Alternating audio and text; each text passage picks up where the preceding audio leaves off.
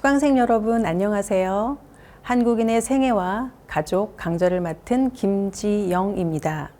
이번 강좌를 통해 만나게 되어 반갑습니다. 이번 강의는 첫 번째 강의로 통과 의례라는 주제로 강의를 시작합니다. 첫 번째 강의에서는 전체 강좌를 개관하고 한국인의 생애와 가족을 이해하는 데 중요한 개념인 통과 의례에 대해 살펴보도록 하겠습니다. 수강생 여러분은 제주도 해녀들의 숨빗소리를 들어본 적이 있나요? 해녀들은 어로 활동을 마치고 물속에서 다시 수면 위로 오를 때 독특한 휘파람 소리를 냅니다. 해녀들이 물질을 마치고 밖으로 올라와 가쁘게 내쉬는 이 숨소리를 숨빗소리라고 합니다. 이 숨빗소리는 제주 해녀의 역동적이고 독특한 생애를 생생하게 들려주는 숨소리입니다. 제주 해녀의 숨빗소리가 여성의 노동 중에 뿜어내는 생명의 숨이라고 한다면 생의 시작을 알리는 숨소리도 있습니다. 엄마의 자궁에서 10개월간 자라던 태아가 산도를 빠져나와서 탯줄이 아닌 자신의 폐로 숨을 처음 들이마실 때 내는 숨소리입니다. 보통 아기들은 응애응애하고 울면서 태어난다고 하죠. 신생아의 첫 숨은 울음으로 표현됩니다. 인간은 태어나서 한평생을 쉬지 않고 내쉬었던 숨이 끊어지면서 생의 마지막을 맞이합니다. 유교식 장례 절차 중에 코와 입 사이에 햇솜을 놓아서 그 움직임을 보고 숨이 끊어졌는지를 확인하는 속광이라는 절차가 있습니다. 이와 같이 숨은 인간의 생애를 상징하는 중요한 메타포입니다. 지금부터 윤재호 감독의 다큐멘터리 영화 숨을 잠시 살펴보겠습니다.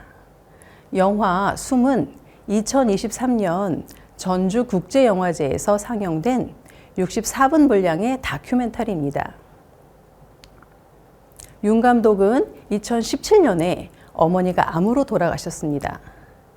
그는 어머니의 죽음으로 가족관계의 상실을 경험하면서 한국인의 삶과 죽음의 문제를 깊이 성찰하게 되었다고 합니다. 이 영화는 언뜻 보기에는 생애의 마지막 장면인 죽음에 대해서만 이야기하고 있는 것처럼 보입니다.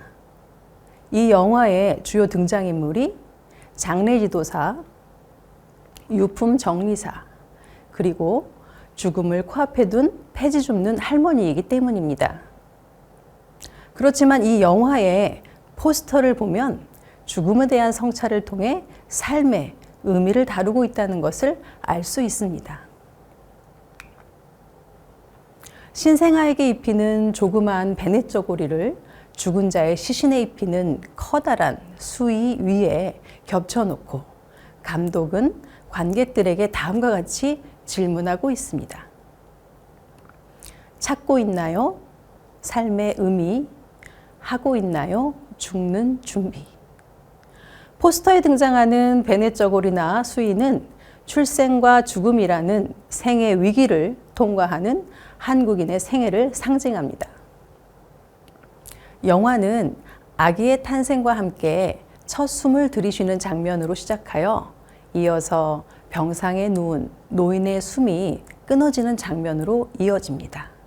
이렇게 감독은 아주 단순하지만 명확한 방식으로 한국인의 생애를 표현하고 있습니다.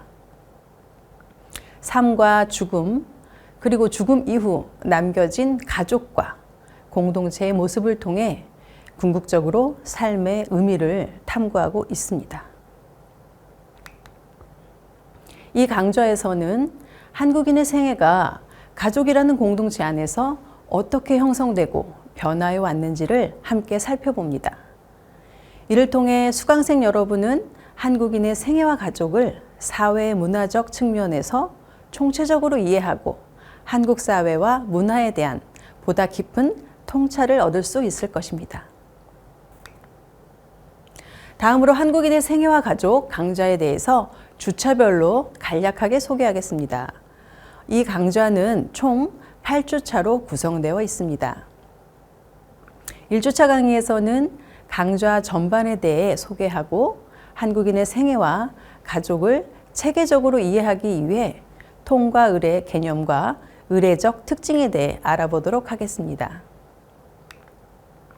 조선시대 북의 남성 중심 사회를 형성하는 과정에서 강조되었던 네 종류의 의례인 관혼상제, 여성의 출산과 아이의 출생을 포함하는 일생 의례와의 공통점과 차이점에 대해 알아보겠습니다. 2주차 강의에서는 임신과 출산이라는 주제로 한국인의 생명관과 다산관념, 남아 선호와 아들 낳기 기원, 태교 등 한국인의 전통적인 출산 문화에 대해 먼저 탐구하고 20세기 병원 출산의 등장과 산후조리와 같은 출산 지식의 변화에 대해 살펴보겠습니다. 3주차 강의에서는 출생과 유년기라는 주제로 371, 백일잔치와 돌잔치 등 출생의례, 유년기의 놀이문화, 근대 가족 계획사업과 저출생 위기에 처한 한국 사회에 대해 살펴보겠습니다. 4주차 강의에서는 성인이 되는 과정이라는 주제로 사춘기, 여성 교육과 일제 식민지기 근대 교육을 받은 신여성의 삶, 입학식과 졸업식, 성년식과 성년의 날에 대해 살펴보겠습니다. 5주차 강의에서는 혼인과 가족이라는 주제로 배우자 선정 방식과 혼인 연령의 변화, 조선시대 유교식 혼인 절차와 혼례 용품, 혼인 후 거주 방식의 변화와 근대식 예식장의 등장과 신혼여행에 대해서 살펴보겠습니다. 6주차 강의에서는 가족관계와 가족문화를 주제로 부부관계, 부모-자녀관계, 형제-자매관계 등 한국인의 가족관계와 가족문화의 특징을 구체적으로 탐구합니다. 특히 대가족 구조 내에서 맞이의 가족 내 역할과 성격에 대해 알아보겠습니다. 7주차 강의에서는 북의 직계가족의 이상과 현실이라는 주제로 한국의 전형적인 북의 직계가족의 형성과 변화 과정을 살펴보겠습니다. 종손과 종부의 삶, 재산 상속, 한국 사회의 정상가족 이데올로기와 미혼모에 대한 사회적 차별의 역사를 살펴보겠습니다. 마지막으로 8주차 강의에서는 중년과 노년의 삶을 다루면서 한국 사회의 중년과 노년 사이의 세대 격차, 고부 갈등, 회갑과 회혼녀와 같은 노인을 공경하고 장수한 노인을 우대하는 문화 전통, 현대 고령 인구에 대한 가족 돌봄의 쟁점에 대해 살펴보겠습니다. 수강생 여러분, 그렇다면 이번 강좌의 핵심 키워드는 무엇일까요? 강좌명인 한국인의 생애와 가족에서 알 수 있듯이 생애와 가족은 한국인, 한국 사회, 그리고 한국 문화를 깊이 있고 다양한 관점에서 이해하기 위해 우리가 주목해 살펴볼 핵심 개념입니다. 생애와 가족이 각각 어떤 의미를 지니고 있는지 간단히 살펴보겠습니다. 먼저 생애는 무슨 뜻일까요? 한자로 생은 태어나다, 삶의 시작, 생명을 의미합니다. 애는 물가, 강의 가장자리, 즉 인생의 끝, 한계를 의미합니다. 따라서 생애란 한 사람이 태어나서 성장하고 혼인하고 자녀를 낳고 기르며 나이가 들어 노년을 거쳐 죽음에 이르는 전체 인생의 과정을 포함합니다. 생애와 삶은 비슷해 보이지만 의미상 미묘한 차이가 있습니다.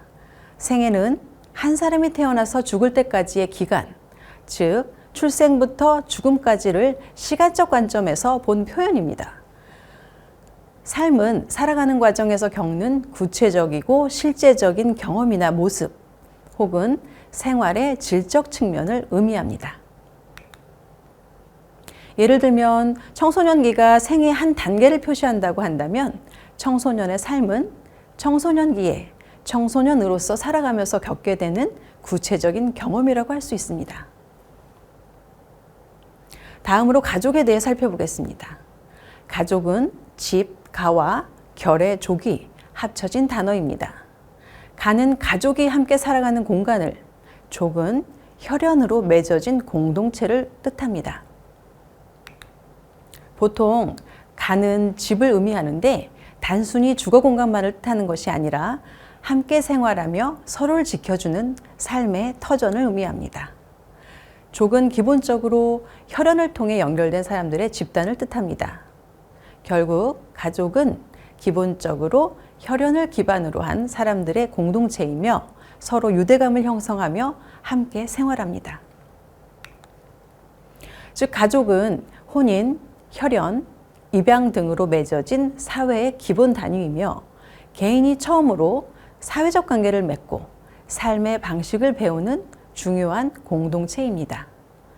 이처럼 한국인의 생애를 가족이라는 관점에서 이해한다는 것은 한국인의 삶이 개인의 경험을 넘어 가족이라는 공동체의 맥락 속에서 형성되고 유지된다는 것을 의미합니다. 한국인의 혼인이나 출산 같은 생애의 중요한 사건은 개인적인 일이기도 하지만 가족 전체의 삶과 밀접하게 연결되는 것입니다. 특히 한국 사회는 20세기 중후반 세계사적으로도 유례가 없을 정도로 급격한 경제적, 사회적, 정치적, 문화적 변화를 겪었습니다. 서구 사회가 몇백 년 동안 겪은 근대화를 불과 몇십 년 사이에 압축적으로 이룬 한국인의 경험을 압축적 근대성이라고 부릅니다. 그런데 이 압축적 근대성은 바로 한국인들이 가진 강력한 가족주의를 토대로 이루어졌습니다. 가족은 급격한 사회 변화 속에서도 안정성과 연속성을 제공해주는 가장 중요한 사회적 장치였습니다. 21세기 한국 사회는 고령화, 저출산, 만혼화, 그리고 길어진 교육기간으로 인해 한국인의 생애 과정이 점점 길어지고 덜 표준화되며 다양한 형태로 변화하고 있습니다. 전통적인 가족 형태가 변화하면서 혼자 사는 1인 가구, 비혼 가구, 한부모 가정 등 다양한 가족의 형태가 등장하고 있습니다. 이런 시대적 변화를 통해 한국인의 생애와 가족의 개념을 더욱 폭넓게 이해할 필요가 있습니다.